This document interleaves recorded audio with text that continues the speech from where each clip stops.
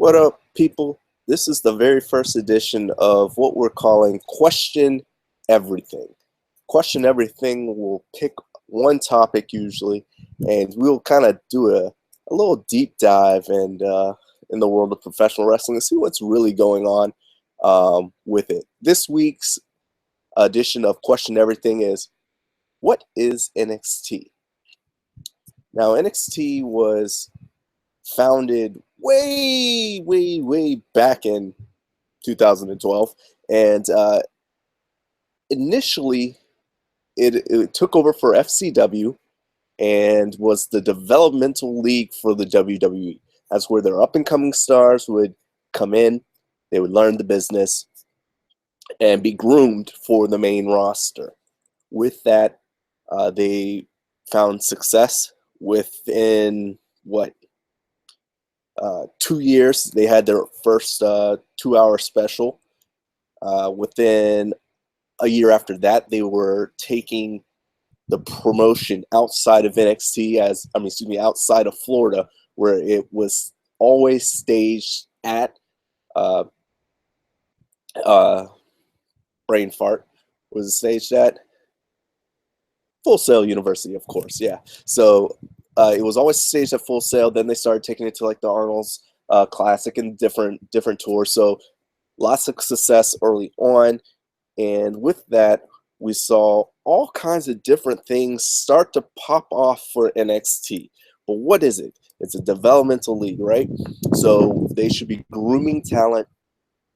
They should be helping define new characters and take them to the next level. So are they doing that? Let's question that. Are they developing talent and taking that talent and making it formidable competitors on the main roster? So let's start with the NXT Women's Championships. Currently, 3 out of the 4 NXT champions have gone on to hold WWE Gold. That sounds pretty good. Other people who didn't hold the gold, Becky Lynch, Alexa Bliss. So the women's division seemed to be very strong at first, producing great talent.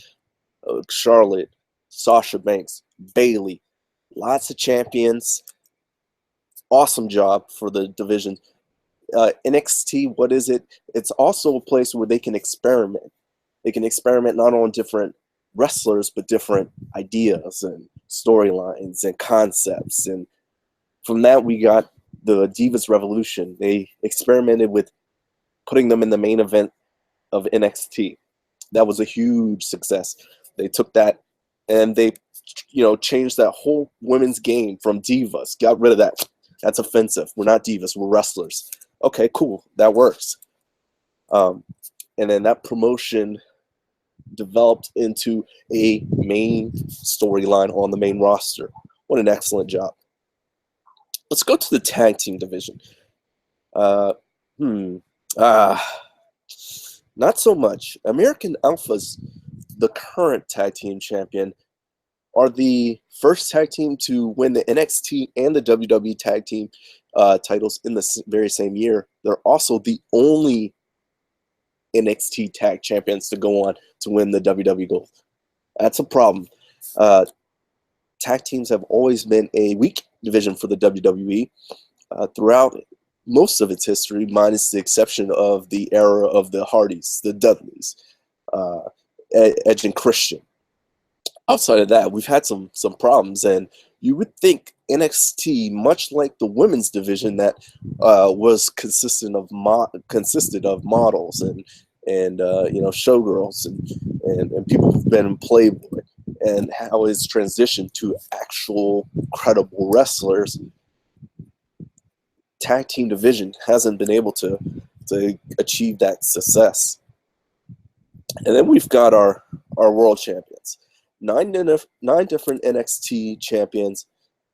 2 are still currently in NXT. The other 7 have gone to the main roster. 2 have become world champions. and one has become a member of the longest reigning tag champions, which is great because we just talked about how not credible the tag division has been, despite having the longest reigning tag team champions since the 80s. Still very very weak divisions. So they've been able to groom a lot of talent that they have immediately saw potential in NXT and translated that success over fairly well, because we still have fairly well to the main roster, but there are still some problems. Now everybody's not going to be a main event star. Can't happen. That spot's reserved for 2 to 4 people really, and then you've got your mid card guys. So that expands, and then you've got your curtain jerkers. So there's room for everyone. But even with that, even with saying everyone's not a main event star, there's some questions. What happened? Are they trying to push people up too soon? Not paying enough attention of some players here. We've seen Adam Rose had some fairly good success in NXT, got up to the main roster. Nothing. We saw the same. Emma is very confusing. We don't know what's going on with her. She's been repackaged again, gone up. Look at all those who have been pushed up without a major plan for them. We've got Apollo Crews.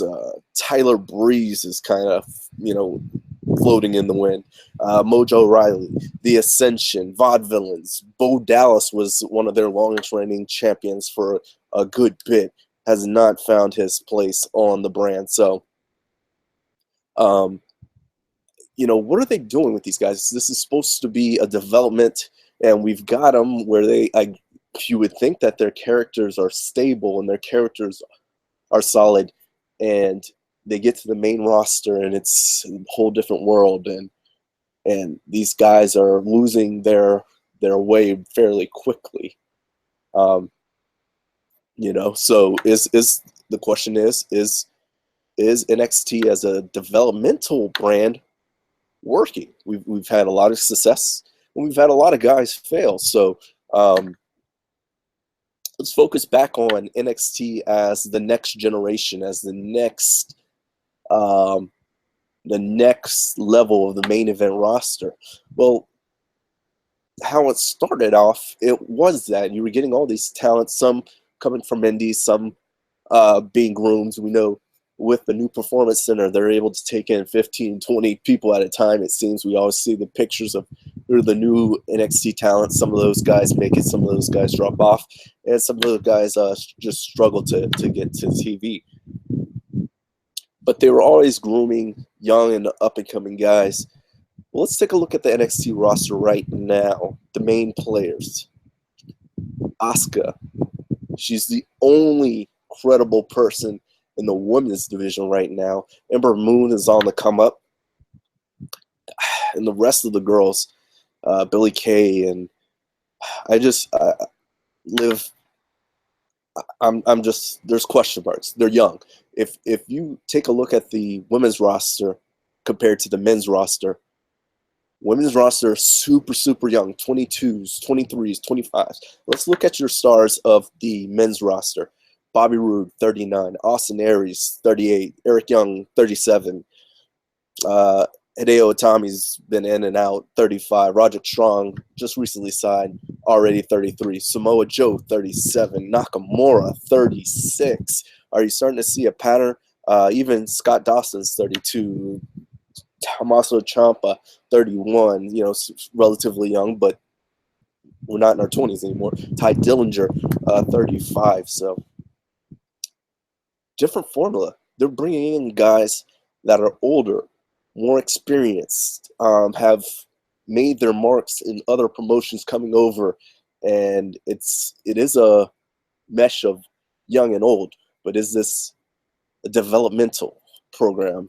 Is this the next generation still. What is NXT in 2016 going into 2017? Is it time to treat them like their own major promotion? Now, I'm not talking about putting them onto USA. They need to keep product on the WWE network that's of value there. We've seen for the top 20 recently, as of today, for the top 20 shows listed under the most popular category per WWE are NXT branded shows. So going back the last 2 months.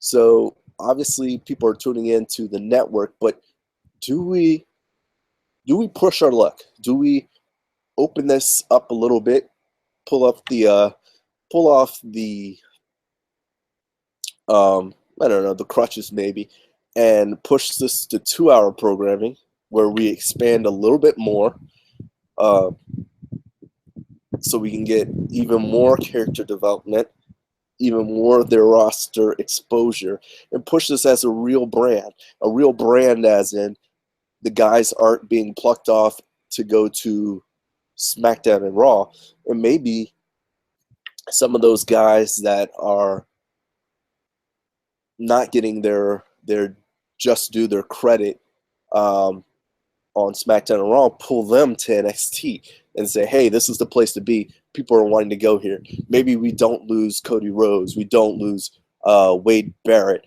And I've already done my apologies to Ryback. I didn't care for him, but some people out there do. And all these disgruntled people that are not happy with their place, open up NXT, forget about it solely being a brand for developmental, and bring in guys.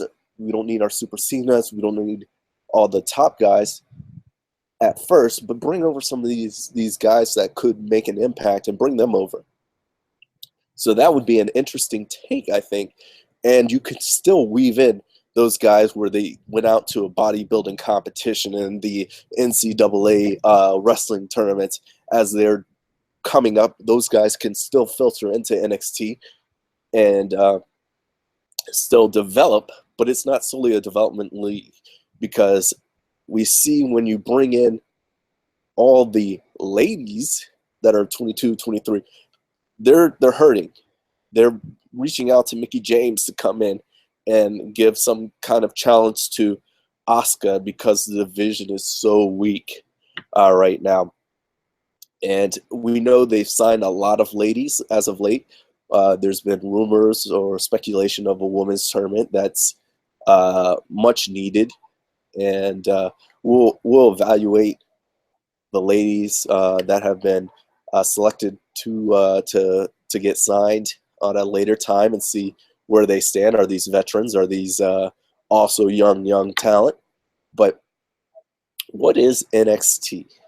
Is it still a development brand? Should it still be a development brand? I don't think so. I think it's time to allow it to blossom, allow it to grow, because only the top stars of NXT have kind of been able to make it and thrive on the main brand. So if you keep it to its own brand, they don't have to leave before they're really ready, or before the WWE is really ready for them to bloom. We don't lose people like Sami Callihan. We don't lose Ethan Carter III. We don't lose James Storm. These guys may not be, in your opinion, on the John Cena's, even Kevin Owens and Chris Jericho's level, but maybe they could have been. Ethan Carter's doing great things in TNA. James Storm has done some great things in TNA.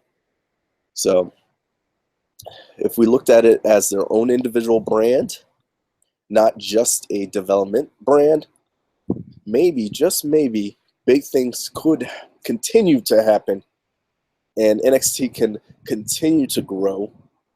And then maybe we won't see so many people floundering, so many people getting lost in the shuffle. There's a lot of talent that they're trying to cultivate and develop. They need places to go. They're pushing them up way too fast. So for that, what is NXT in 2016? Still a development brand, but they're leaning on their vets. Samoa Joe's, Nakamura to carry the show. Bobby Roode's in there. All these vets. You know, I don't think it's a developmental brand anymore, or shouldn't be. Let's go ahead and get these guys the main roster feel right there on NXT and give the WWE a main brand on their main platform, the WWE Network.